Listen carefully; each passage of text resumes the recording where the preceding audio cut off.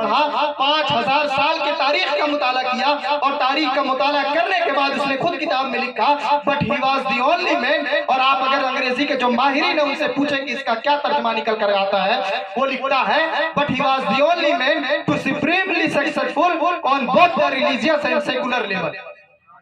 تاریخ انسانی کی سب سے عظیم ہستی، اس لیے کہ میں نے پوری تاریخ انسانی کا جائزہ لیا، لیکن وہ جس بھی نتیجے پر پہنچتا ہوں کہ دنیا میں تنہا ہستی محمد عربی صلی اللہ تعالی علیہ وسلم کی ذات ہے جو مذہبی میدان میں بھی اعلیٰ انتہائی کو پہنچے ہوئے ہیں اور سیکولر فیلڈ میں بھی انتہائی بلندی کو پہنچے ہوئے ہیں، اور کوئی مقابل نہیں ہے ان کا.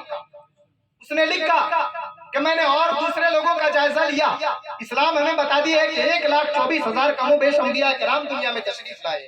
اس نے کہا میں نے عیسیٰ علیہ السلام کی زندگی کو پڑھا اور نبیوں کے بارے میں پڑھا اور دوسرے بڑے بڑے اسکالر کے بارے میں پڑھا، تو اس نتیجے پر پہنچتا ہوں کہ یہ بڑے اسکالر تو ہیں لیکن مذہبی میدان میں تو بہت اچھے، یا کسی ایک فیلڈ میں بہت اچھے، سیکولر فیلڈ میں بہت اچھے، لیکن سیکولر فیلڈ میں بھی اور یہ مذہبی میدان میں بھی. اب میں نے حضرت عیسیٰ علیہ السلام کی تاریخ کا مطالعہ کیا تو میں اس نتیجے پر پہنچتا ہوں کہ عیسیٰ علیہ السلام مذہبی میدان میں بہت اعلیٰ انتہائی کو پہنچے ہوئے ہیں، لیکن سیکولر فیلڈ میں ان کا کوئی رول نہیں ملتا. لیکن but he was the only man to supremely successful on both the religious. لیکن دونوں مذہبوں میدان میں، مذہبی میدان میں بھی اعلیٰ انتہائی کو پہنچے ہوئے ہوں اور سیکولر فیلڈ میں بھی اعلیٰ انتہائی کو پہنچے ہوئے ہوں، وہ صرف تنہا محمد عربی کی ذات ہے اور دوسرا کوئی مقابل نہیں ہے ان کا.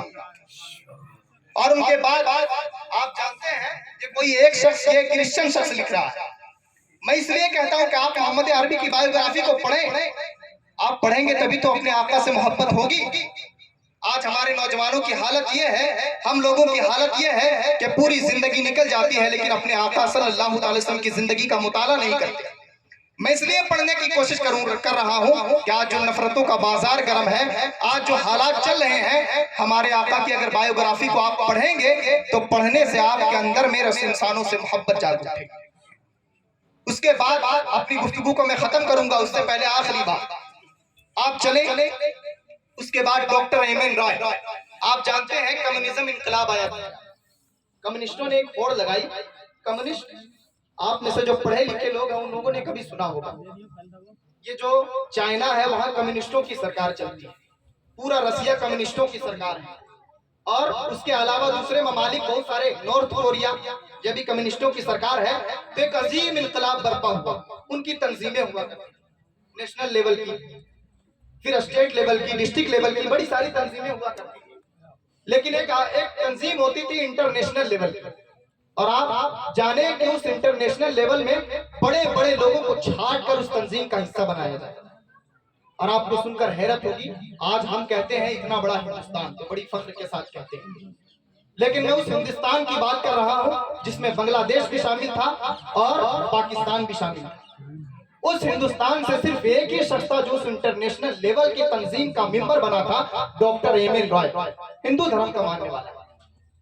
اتنے بڑے ہندوستان میں صرف ایک ہی شخص تھا جو اس تنظیم کا حصہ بن چکا، ممبر بنا تھا، اور ڈاکٹر ایمن رائے. اس نے ایک لیکچر دیا، آج بھی موجود ہے، ویکیپیڈیا پہ موجود ہے اور بھی انٹرنیٹ پہ موجود ہے، آپ اگر چاہیں تو دیکھ سکتے ہیں. اس نے ایک لیکچر دیا تھا ہسٹوریکل رول آف اسلام. اس نے لکھا اس بات کو،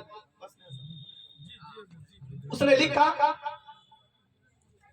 کہا کہ میں انقلابی ہوں، میری جماعت انقلابی ہے اور میں جس تحریک سے وابستہ ہوں وہ بھی انقلابی ہے.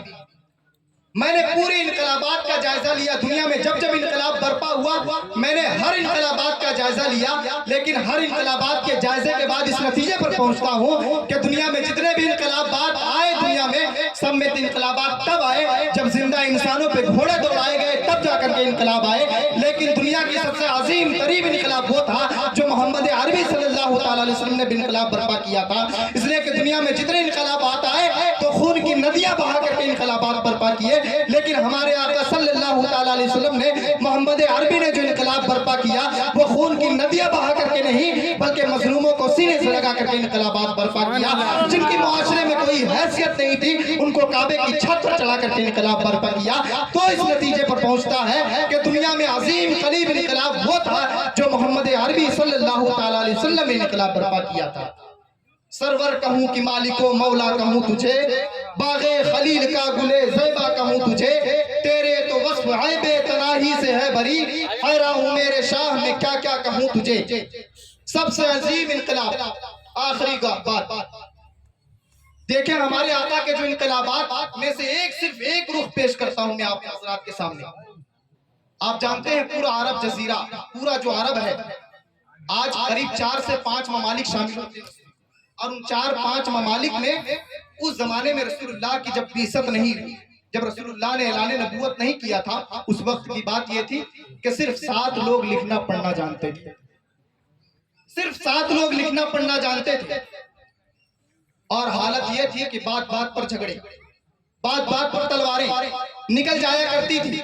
لیکن آپ دیکھیں ہمارے آقا صلی اللہ تعالیٰ علیہ وسلم نے جو جاہل قوم تھی، جو بھوہڑ قوم تھی، جو بات بات پر تلواریں نکال دیا کرتی تھی، ہمارے آقا جب آئے دنیا میں تو اس طریقے کا انقلاب برپا کیے، 40 سال کے بعد اپنی نبوت کا اعلان کیے، اور پھر وہ بھی جو 10 سالہ زندگی تھی جو مکے میں گزارے، وہ بھی بڑی تکلیف کے ساتھ گزارے۔ لیکن صرف مدینہ کے 10 سال آپ کو لے لے تو مدینہ کے 10 سالوں میں جب رسول اللہ صلی اللہ علیہ وسلم کی وفات ہو رہی ہے، جب ہمارے آقا ان کے نظروں کے سامنے سے اوجھل ہو رہے ہیں، ہماری نظروں کے سامنے سے اوجھل ہو رہے ہیں، تو انقلابات کا عالم یہ ہے کہ وہی قوم جو پورے مکے میں صرف 7 لوگ لکھنا پڑھنا جانتے تھے، جب ہمارے آقا دنیا سے کوچ کر رہے ہیں تو 1,24,000 صحابہ کرام کے ہاتھوں میں قلم اور کاپیاں تھما کر چلے گئے۔ سبحان اللہ! کیا یہ عظیم انقلاب نہیں تھا؟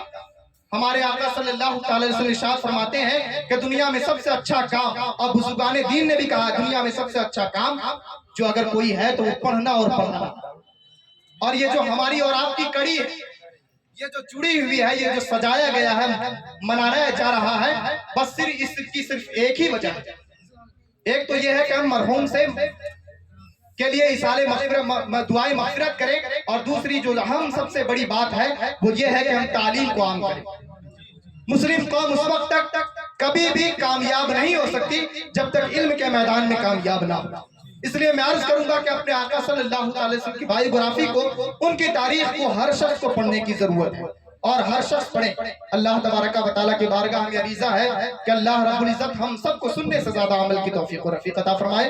اللہ رب العزت مرحوم عبدالرزاق صاحب ان کے روح پاک پر بے ثواب بے حساب ثواب نازل عطا فرمائے۔ اللہ تبارک و تعالیٰ ان کی مغفرت فرمائے۔ میں نے جو کلمہ کہنے میں سننے میں آپ لوگوں سے جو غلطیاں ہوئی ہوں، مجھ سے جو غلطیاں ہوئی، اللہ تبارک و تعالیٰ کی بارگاہ میں توبہ استغفار پڑھتا ہوں۔ استغفر اللہ ربی من کل ذنب واتوب الیہ، استغفر اللہ ربی من کل ذنب واتوب الیہ، استغفر اللہ ربی من کل ذنب واتوب الیہ، وما علینا الا البلاغ۔ السلام علیکم۔